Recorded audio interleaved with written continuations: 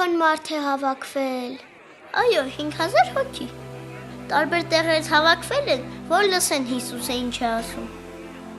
Կարևոր բան է ասում։ Շատ կարևոր, համեն շատ հետաքրքիր է խոսում։ Բոլորը ամեն ինչը թողած առավոտից իրիկուն ժամերով լսում են։ Համ մեծերը, համ փոքրերը։ Բայց չեն սովածանում։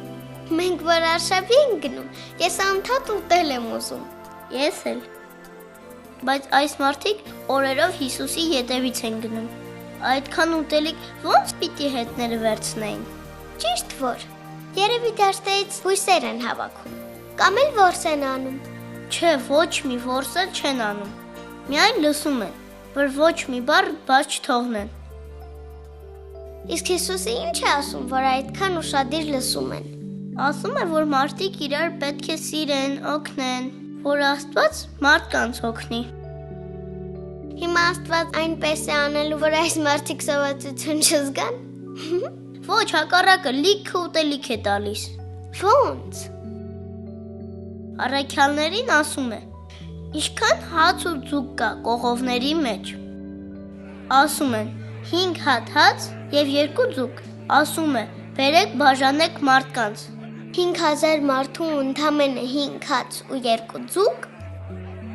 Առաքյալները զարմանում են, բայց քանի որ ուսուցիչը ասել էր, սուսուփուս անում են ու զարմանալի բան է պատահում։ Հիսուսը օրհնում է, բաժանում է մասերի եւ բոլորին հերիքում է։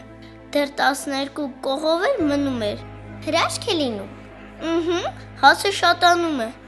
Բոլորը ուտում են, կշտանում։ Իսկ ձուկն էլ է շատանում։ Թե մենակ հացով են կշտանում։ Թե հա,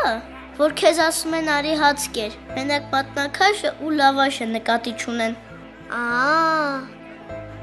Երանի ես էլ այնտեղ լինեի։ Որ հաց ու ձուկ ուտեր։ Որ հրաշք տեսնեի ու Հիսուսին։